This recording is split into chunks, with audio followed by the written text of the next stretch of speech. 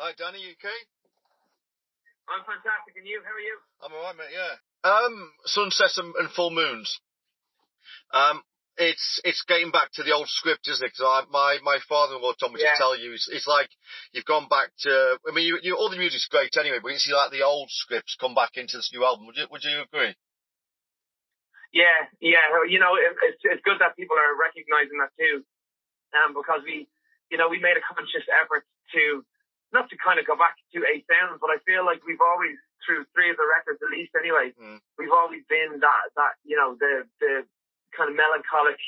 Yeah, we might be down right now, but we're still looking up, and I think we are those types of people. I think towards, I guess, Freedom Child, the album, we just wanted to kind of change it up because we've been out for four records at least, being the same kind of sound. And then I think Freedom Child, we definitely pulled the elastic band a little bit further over to the left, and I guess you piss off some people, but then also you gain a new audience by being experimentative and, changing the sound a little bit. But I kind of feel like I said, instead of looking back to the past, it's like we're actually embracing what we are, and it's almost like trying to be the 2020 version of who we are, the script. And I think the lead off single last time probably says it best. It's got those classic almost country style lyrics and melodies coming over the top of it, but also the track you can compete with the likes of your Drakes and your Justin Biebers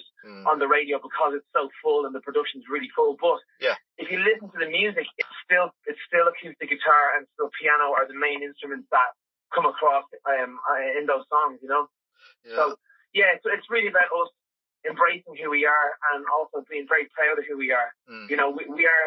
I think the misconception about the bands that over the years is, we've been on television and, we're obviously our videos are everywhere. When you are everywhere, people perceive you in a certain way, but at the end of this, we're just songwriters. Yeah. That's all. We're singer-songwriters who've had a fucking hell of a 12 years, out there so far. So for us to return, back to that, to me, it's actually been quite breathtaking in how, I didn't really think people missed it as much as they did, if that makes any sense to you. Yeah. Because even this album so far, it's done more copies than, let's say, than the last album. But also our tour is now, it's blown the roof off, most of the tours that we've done before. And to me, I just think that means that there's an appetite out there for as futuristic as productions are getting and as radio playlists are getting with the style of music and, let's say, how not necessarily how deep people go, but how kind of quick music is to just skim the surface these days. Yeah. We as a band, it's difficult to be a pop band, be deep, be kind of poppy and deep. There's not really, you can't really do that, these days. So for me, I'm just like, having the songs out that we have, the likes of Run Through Walls, and also, last time. And then with the tour sales and the tickets are fucking flying. I know. So we're just sitting there going like, fucking hell, man, after 12 years, the place where I would put my hat on as far as what music is meant to be and what it means to people, it's really coming true. People, I believe that there was a massive crowd of people out there who loved our style of songwriting and loved the storytelling, the kind of country-esque nature of it. There's a middle, a beginning, and an end, because hence the name, the script. Yeah. So I kind of think, like you're saying, I think you're absolutely right. It's a return to that type of form, that we had, which was just looking after the song and everything else to follow. Sometimes, or not us, let's say, but you look at bands and they're out there and they're trying to. It's almost like about fashion, and it's like. A month ago, and that was me and this, and I'm like, well, who the fuck are you? So you can't walk in. You can't walk into a party with a leather jacket on Friday and then come back dressed as hip hop then the next Friday, and then the following week come back in dressed as emo. People don't know who you just. You know what I mean? You're like a fucking jack of all trades, master of none. So for me, it's like, it's hilarious. Yeah, it's just fucking is. That was the old me, back in March. Like, what the fuck are you talking about? I'm on the earth fucking leaving you. Fucking gone. I haven't changed at all, you know what I mean? Like, I found it very hard to change, let alone from fucking month to month, But But what were you saying? I mean, like you say, your music transcends all ages, because like my daughter, she's 11, big fan of you, been big fan of the script since day one. Since a couple of years I've been playing music, and then I do a bit of some coaching for like special needs kids on my spare time, and a lot of the kids they love the script, even the 6-7-year-olds. The mum tells me that they've been listening to it because the mum's a big fan. My father-in-law, he's in his 70s, he's a big fan. So your music, it just appeals to everybody, because it's like you were just saying, and what you were saying it's not a jack of all trades, but it's got everything in it. Do you know what I mean?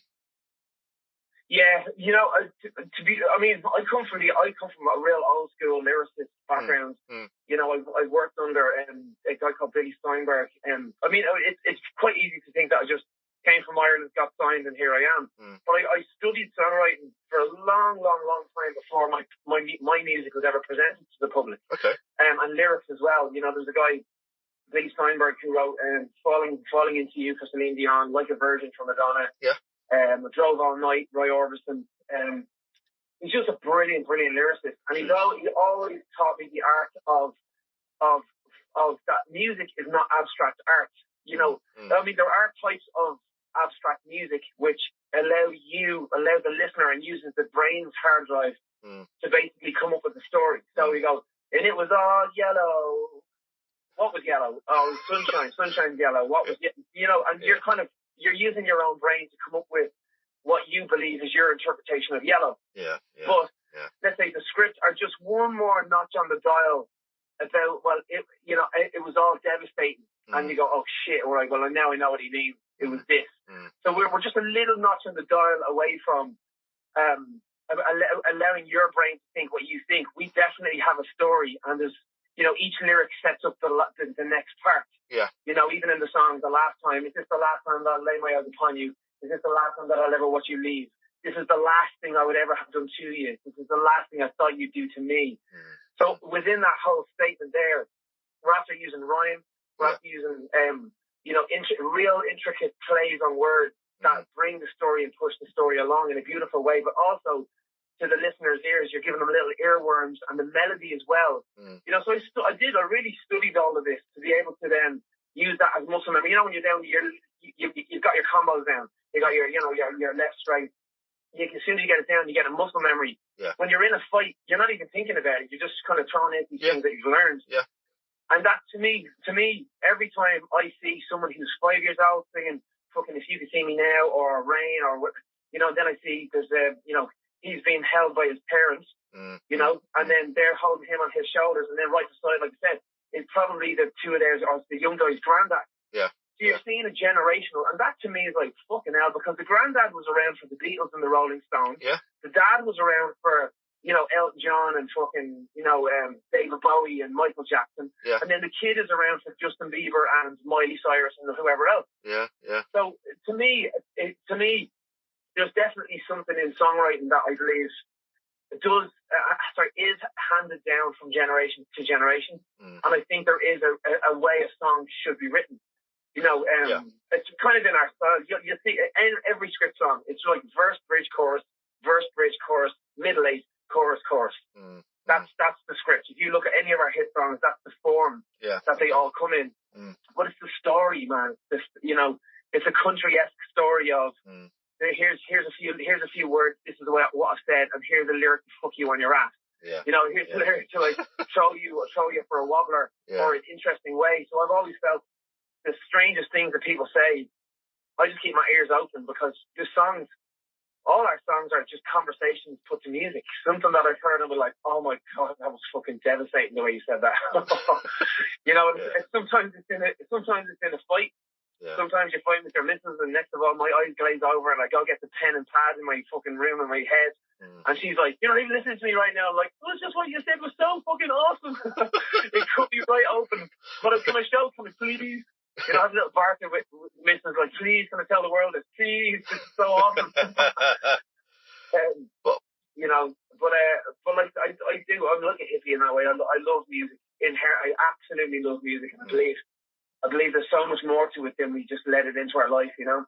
I mean, you say about the music, but you guys, you don't write simple songs, or do you? It's always, but is it quite hard to write the songs that you do write? Or is it just like you say, just become natural now because that's the script way? No, well, I think it's, look, and it's not a formula, because anytime you mention the word formula, there's a whole other side of musicians that go, fucking formula, fucking new ABC, it's all painted by numbers. It's not. No. There is, like, how do you build a house? You can't just fucking imagine it. You know that you have to put a foundation down and put concrete down and put walls there. Yeah. It's a song is about what paintings you hang on those walls. But you have to have walls. You know, and I think the formation, the structure of songs, not want to get too boring about it, but the structure of songs is something that I've studied, like I said, I've studied all my life.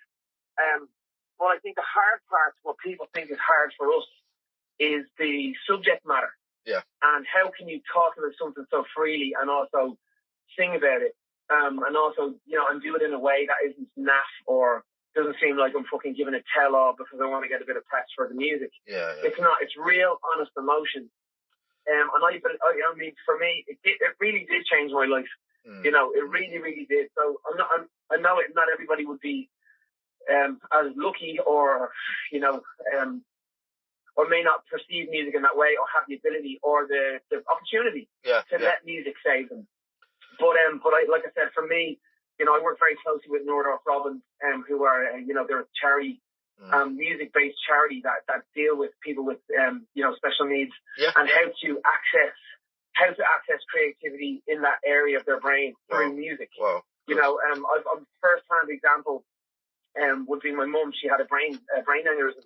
And it was only through the medium of music that she was able to speak again. I was playing her, like, I played her Hall of Fame. I mean, we tried for weeks to try and get her to speak or to just recognize words. Couldn't do it. Yeah. And then it was only when she attempted to sing along with a song that she then realized, oh shit, if I sing along with a song, I can form the word and then I can hold the word in my head and then I can speak after I listen to the song. Yeah. And this was just absolutely fascinating for the doctors who don't play music in their house and don't listen to music while they're, you know, to see something that they really don't understand, helping a patient when all medicine failed, you know. And I thought that was to me was, and this was after the script had become successful as well, and even after I knew that music does save lives. Was to experience it even on my own mother, you know. That to me was like, you know what, there's so much to this, but I feel very free to talk about my feelings and emotions because other people aren't. Yeah. I mean, I really mean that. I think, you know, I'll probably get a bad rap for it as well. No. Opening up there on this show and that. No, I just mean in general, like, you know, if you're there with the footballers and they're all having a few pints on a Friday, you don't want to be sitting there talking about me opening up my feelings on the fucking Lorraine show or something. You know what I mean? It's just not the done thing. But no. Do you know what? I'm able to do it from a standpoint of, do you know what? Also, I am quite an emotional person, but I'll take you in the ring and knock their fucking head off. Do you know what I mean? I love the Muay Thai side of things. It built me up to become strong enough to realize, you know what, I can actually admit to being not strong. Yeah. So I feel physically empowered enough to turn around to my best mates and go, I think there's something fucking wrong with me, dude. I can't stop fucking crying over the grief or this, that, and the other. Or I feel like I said, we're all kind of reaching that middle age and mid-30s now, and we're like, that's what, you know, you start to question these things, but it's these types of inward questions that don't come outwards that end up fucking killing somebody. That end up someone commit suicide of. Yeah. So I think by just leading by example, if you're talking about how fucking open I am, then obviously you have a little thing in your mind which is like, you're annoyed because I'm open, and I'm on the end of your tongue because you're not open, and you want to point out the fact that I'm so open, but it's obviously on your mind. And I love the fact that, you know, you're sparking conversation. Yeah. And at this point, I'm too long in the tooth and water off the duck's back to be saying he's this, he's that.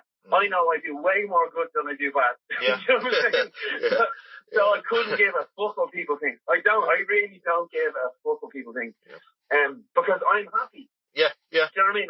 I'm really happy with the tools I was given to deal with, you know, it's just problem solving at the end of the day. But you know, when a problem comes your way, what do you do? You know, what's the filter you see it with? And I treated it with a really bad filter for a long time. And now I have systems. I feel bad. I knock out pads for fucking hour and a half in the morning. And I'm great for the rest of the day.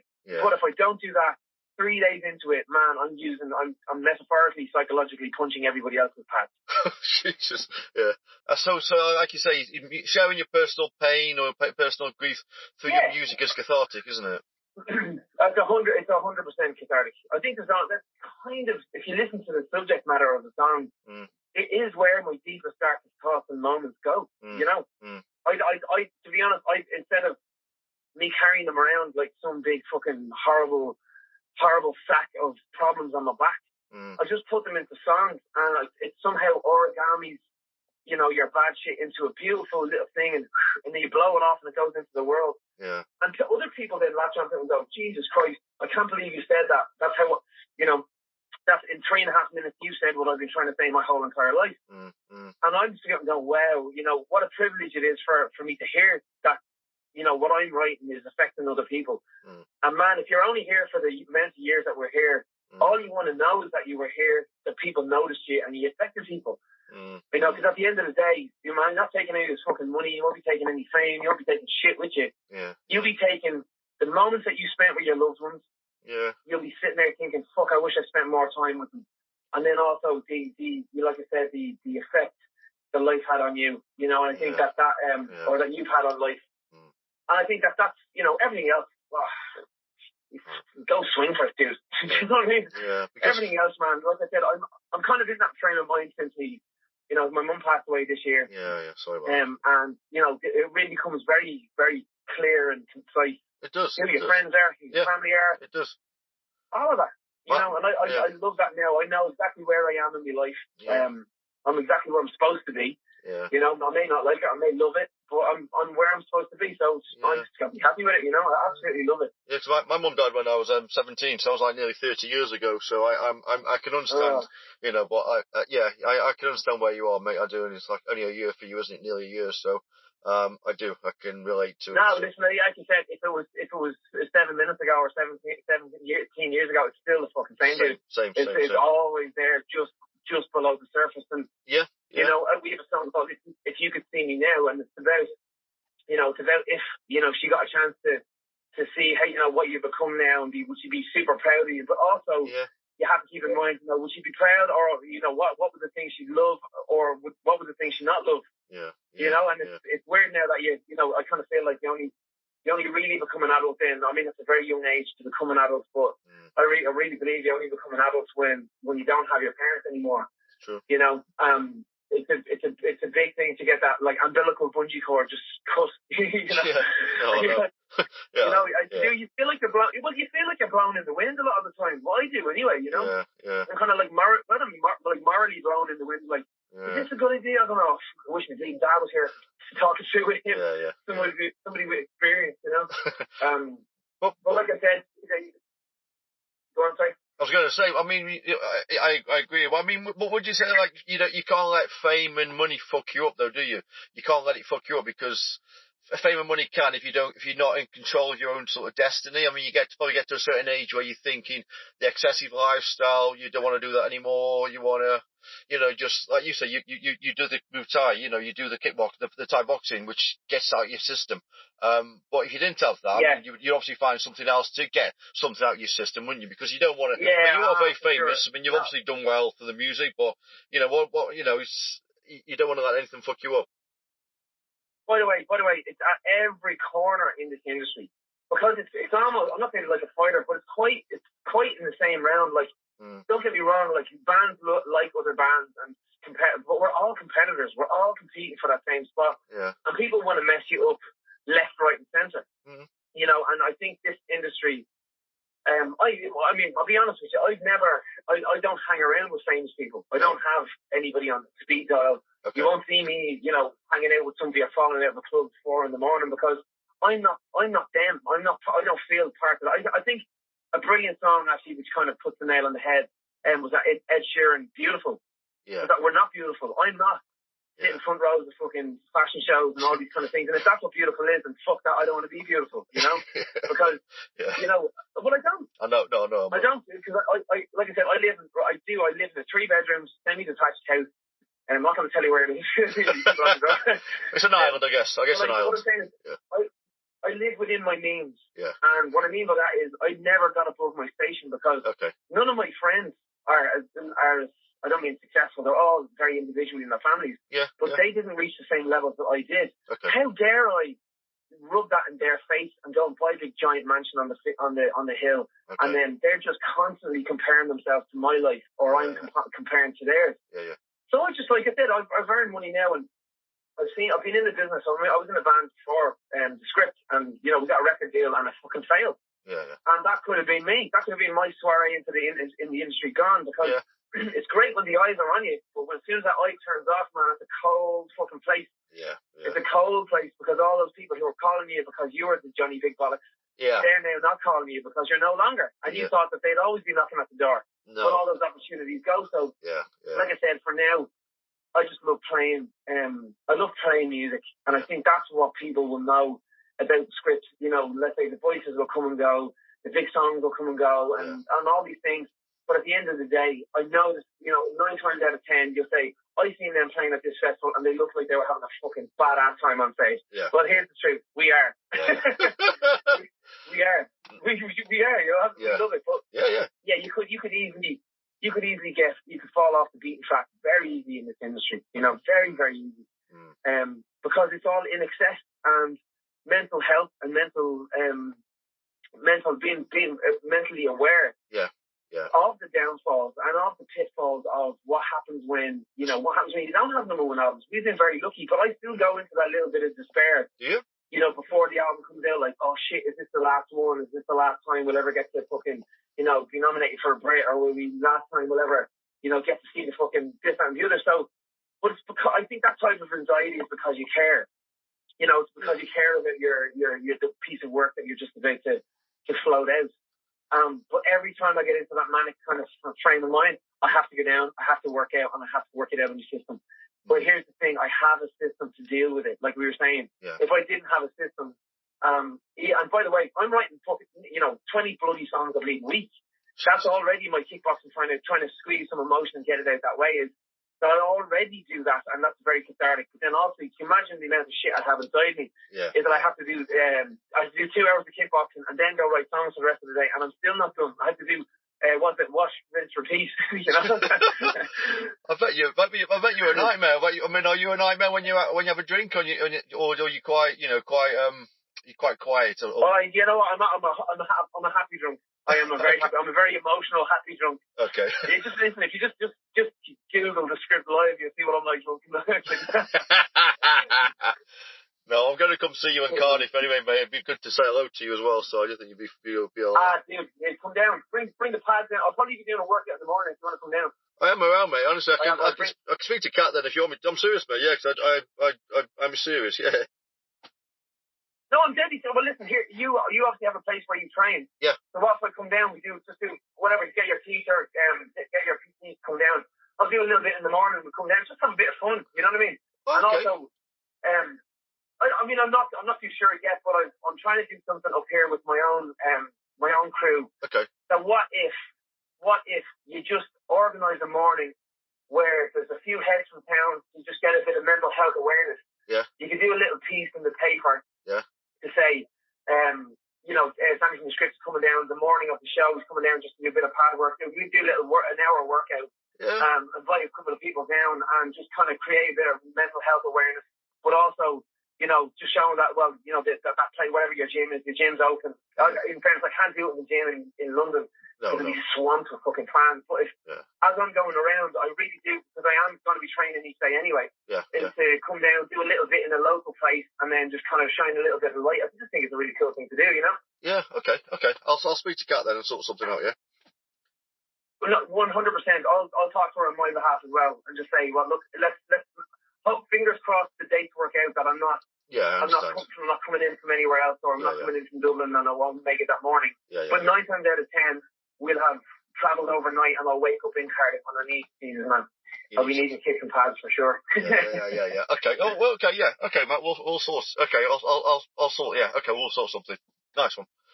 Well, thanks. For sure. No, it'll be really, really good. No, thanks for your time, mate. Well, I look forward to seeing you, man. No, I knew, man. Yeah, but honestly, it's been a great chat. I really appreciate it, and yeah, well done with the new album. Amazing. You don't need me to say that anyway, but fantastic album. So yeah, and thank you, brother. Appreciate it. And I'll see you soon. Yeah, nice one, dude. All right, bro. Have a great day. All right, good, mate. Bye. Bye.